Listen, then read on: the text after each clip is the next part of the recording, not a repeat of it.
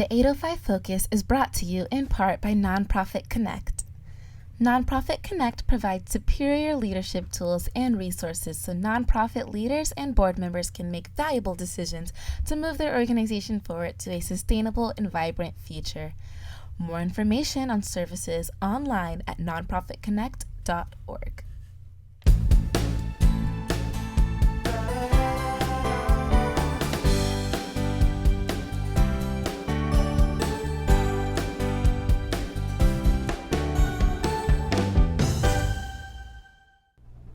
Welcome to 805 Focus.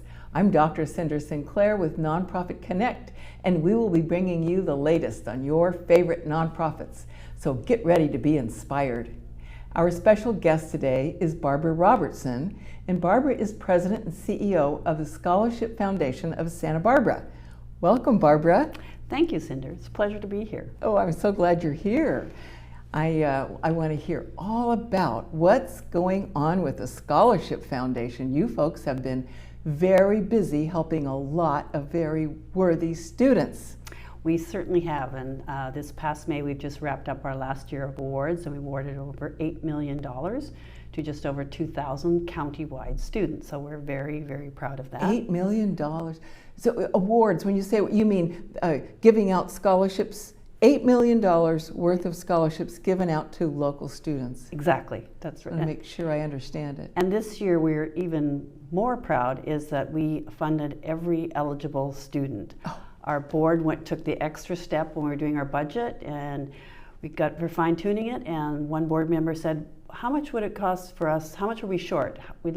How could we fund every student? And we did the math, and they raised additional funds in 1 month to be able to award all eligible students. So that's the first time ever in our 59-year history. So God, that says a lot about your board. Yes. 59 years. 59 years. So we've come a long way, and I think a lot of people don't even know that we exist, and of course other people really know we exist. But in those 59 years, it started with some PTA parents, and they raised some money and gave away 9 $100 book awards. And fast forward, well, not fast forward, but 59 years later, just over $8 million. Wow. And cumulatively, we've awarded over $137 million to our 55,000 county students, which I think is pretty impressive. And we are the largest private scholarship foundation in the country. So that's, again, something we're proud of. In the country? Yeah, so Santa Barbara has a lot to be proud of. Yes, I'd say. So the largest scholarship foundation in the country. Private, yes. Wow. We have come a long ways. We have. And I like to think of us as a clearinghouse for scholarships. Oh. We administer almost 500 different scholarship funds, and this could be from individuals, from corporations, from foundations, service clubs, just a really wide variety of people in our community and in Santa Barbara County. So we're locally funded, we're a grassroots organization, but we're still, managing to get a lot of our students off to school. So help me understand how that works. When you say funds, so let's just say this one group says, oh, we're going to raise this, do they say we're going to raise this money and we want it to go for this kind of a student, or? Yes. As we say, you can do it your way. Obviously, we try not to be too restrictive, but that's, I think, part of our appeal. A lot of people say that's restrictive, but sometimes that's actually helpful. So some student donors might like to help medical students, nursing students. I see. They might like to help students from a certain high school. They might like to help, say, for a family. There was maybe somebody in their family that they like to honor, and they would like to do a scholarship for their mother was a teacher or whatever. So or music students, architecture. We also work with a lot of the service clubs, like the Rotary clubs. Yeah. So theirs might be more broader. So they might be wanting to fund students, say if it's a Rotary in Santa Maria, they might want those students. In Goleta, they might want those students. So it sounds like there's a lot of things, and it is a lot of manipulation to do, but it's not that restrictive, and it really gets us out there to hit a broader group of the community. So someone might students attending a certain school, that might have been their alma mater. Mm-hmm. So it's really nice, because then the donor feels there's a more of a connection to them and to the student. Right. that flexibility and tailoring it, I think, would be really important and attractive to donors. It really is, and donors can change their mind, or year over year. We try not to have that happen too often, but yeah, and we have donors that have set up multiple funds. They say this fund is for architecture students, and then they might say later set up a different fund for a nursing student. So there's lots of flexibility, and that's why we are able to award so many different students. It's not just based on need and achievement. There's sort of all these other sort of more subjective factors as well. That could be pretty complicated as you start trying to figure out who gets the awards. Yes, we've just put in some new software. It is, but we have a hierarchy, which funds are more difficult to fill first, or specialized funds. But over time, you just kind of get used to it. And some of them have multiple factors, so that's good. The other thing that we're trying to do now, too, is have what I call cohort funds, so that donors, if the student's making good academic progress, they can be renewed in the fund, so that we can, with our mission, we've kind of changed it a little bit to say to and through post-secondary education. Before, we were kind of getting everybody to school, pat in the back, way to go. And now we realize we need to get them through school. And so we would like our donors to, if they can, renew the student, or have many of our larger funds have, maybe they're funding 20 students, so we can fund some in their freshmen and then follow them through sophomore, junior, and senior year. And we let the donors know every year. We send them a bio of their student, and the student sends them a thank you letter. So this is another thing that they can get more of a connection with the student and follow them through their career. Yeah. So that's also a big part of what we're trying to do, is this whole idea of to and through. We also are very proud of our record. The 6-year college graduation rates nationally is running around 66-67%, and for our students it's 81%. Wow, that's a big difference. Right. And then the other piece of that, what we're trying to look at, is to see too, student loan debt is a huge thing. Yes. So now with our software and things, we're going to be tracking more of the money the students get and see what their debt load is. So currently the national average is about $40,000 in debt. And our students, it's just over 30,000. So we're, now we're going to see if it's because of the funding they receive from us, which is obviously be really great to figure that piece of it out. Gosh, those statistics are amazing. Yeah, so we've worked hard.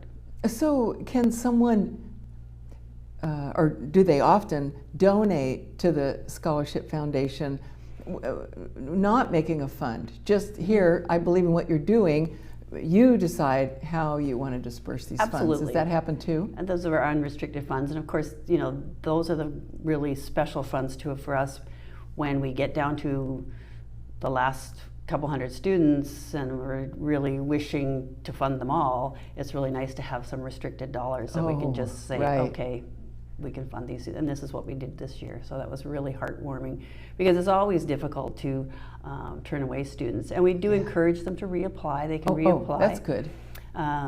So we do, but it's getting that word out. A lot of times they think that they can't reapply if they weren't awarded, and that's simply not the case, because usually we just didn't have enough money to award them. Yeah. So let's just say somebody's watching this and they say, oh, I'm going to be a student. I never heard about this Scholarship Foundation. What would you say to them for what they should do to find out how to apply? Well, great question. First of all, they should go to our website. Our application comes out every year on October the 15th. These deadlines are evergreen, and they need to be completed by January 15th. Once you start that process, we will send you lots of reminders to keep you on that path. And then on May 15th, we announce our awards. We also do financial aid advising. We have 4 full-time program advisors. Students can contact us. There's lots of information on our website. They can get some one-on-one counseling or help from our students. The biggest thing we offer is FAFSA completion, which is the federal form for free financial aid. Yeah. And that's a bear to fill in. But we work, we go to the what we used to when it was in person, go to all the high schools and meet with, back to school nights, and we partner with CalSOAP and other groups to get that. But we still are doing that. That's a big part of what we do. So if they have any questions about filling in those forms, parents can contact us, families. Our advisors are all bilingual. And we also go out to any community groups that will have us to, that might have college-bound students in like housing projects or wherever. We'll go wherever. So this is all provided free of charge, and so people can just call us anytime. Even if they're not applying for our scholarships, we can still help them with their financial aid. Wow, that's really a value in itself. The FAFSA completion is one of the biggest indicator of students actually going to college. It's kind of like if you get in the mode, like, oh, I'm doing the FAFSA, I'm going to college, you start saying that, you're probably more likely to then actually enroll. So that's a very big thing. And that's something too, I think in 2021, with our student aid advising, our students leveraged almost $40 million in federal and state funds. Wow. That, if you don't apply, you don't get the money, or if you fill it in wrong, you don't get the money. So we can help them sort out errors. I mean, it's a huge amount of money. I think 2 years ago, there was over $500 million left on the table from the state of California because people just didn't apply. So there's money out there for students, and you just have to do the paperwork, but it's like doing a tax return to do it.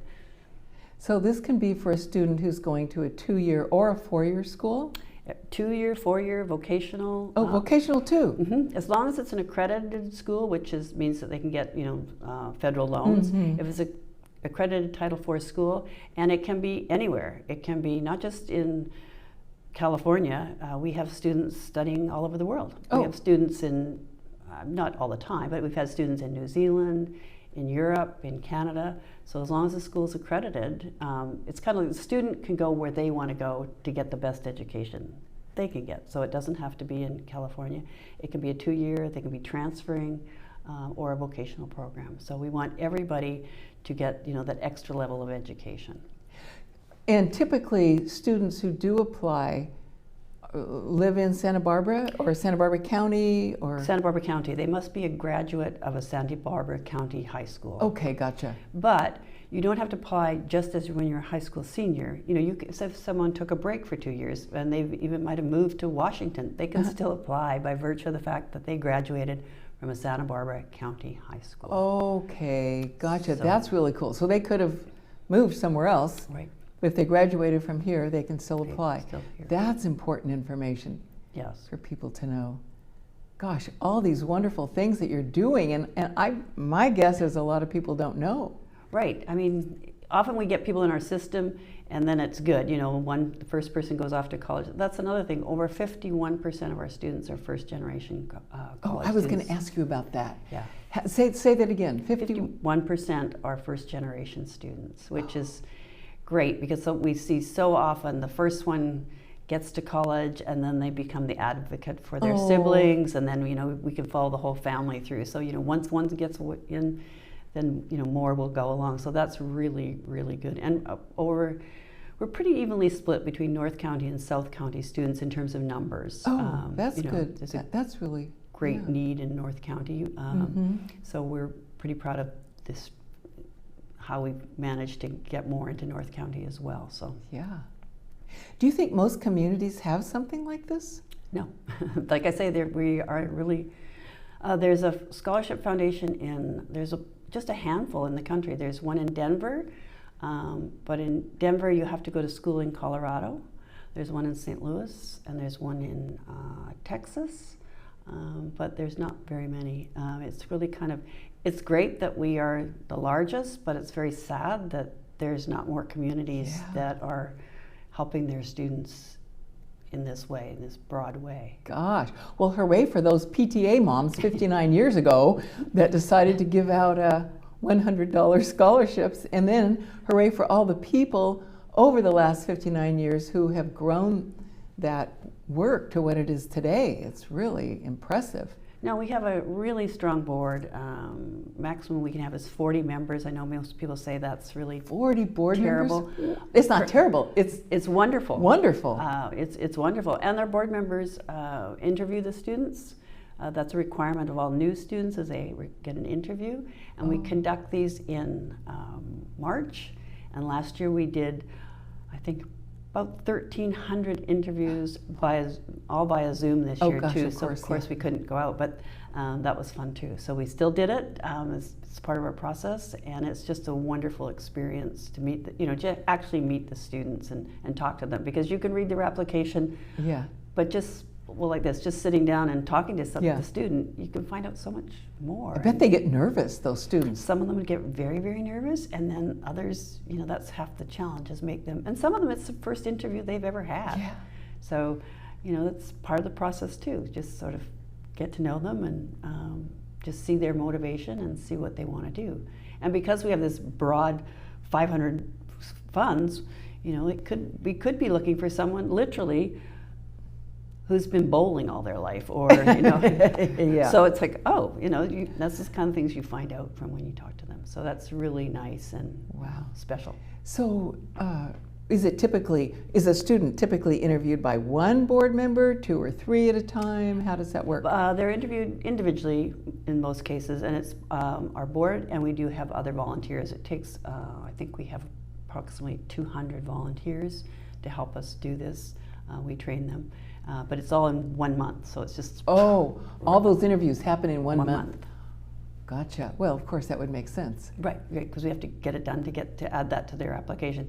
The application closes in January 15th, as I mentioned, and then it takes us a month to review everything for completeness, their transcripts and all that kind of stuff, and then the interview comes in March. So it's a tight process, but it's really good. So let's just say somebody's very inspired by what they're hearing here today. They can go on your website and make a financial donation. They can find out more about your work. Maybe they want to get involved in some way. Yes, there's lots of information on our website, and there is, of course, a donate button. But also, another thing that we're very proud of, we administer these funds, but we do not charge any administrative fee. Oh. So 100% of the donations go to students. That's important. So if someone sets up a scholarship fund, all that money will go to the student. We don't take something off the top. So that's really nice too. It's just like, all right, this is all going directly to the students. So that's pretty powerful. That's saying a lot. That's an important piece of information to get out there too. So there's no hidden fees or charges, and there's no fee for the students to apply. They have to pay, I think, $65 to do a UC application. Yep. And I mean, yes, you can get fee waivers and all that, but we try and keep it really simple. Just complete our form, no charges. Give us a donation, no fee. Gee. So Barbara, we have about a minute or so left. Is there anything else you would want the community, our listeners, to know about Scholarship Foundation of Santa Barbara? Well, we just think education is really, really important, and we've seen with COVID it's no less important. Oh gosh, isn't that the truth? And even though education is being delivered in a different way, students are still going to college. We haven't seen too many taking a gap year, so we're really pleased that they're going to. Good. And we would just welcome the community to find out more about us, and certainly to donate, but we have a very broad base. If they look on our website, our donors and our funders, we're really broad based, so we're just really proud of that. And if they know of any students that are seniors, please have them contact us if they need any help filling out the FAFSA or and to do our application. Great. Any local seniors, so get the word out. And you might be willing to do, let's just say, Rotary presentations or to any other service clubs? Absolutely, just did one end of July to one of the Rotaries here. I'll give them a shout out, Goleta North Rotary, so that was good. Yes, we go out to all the service clubs or all different kinds of organizations that want to hear more. We also partner with other things like United Way and Boys and Girls Club, Girls Inc. Oh, that's good. To do, help them. We used to be able to go on their campuses. We're just working out for next year, but we also like to partner with any community organization that is youth related. In the summers, we try and get out to the younger students as well in junior high or even lower to start thinking about going to college. That's really good to know. Gosh. Well, Barbara, thank you so much for being here with us today and for all of the great work that you and your team are doing in the community. Well, thank you, Cindy. It's been a pleasure, and it's important work, so we really want to thank the community as well. And thank you for joining us on 805 Focus, and we'll see you next time.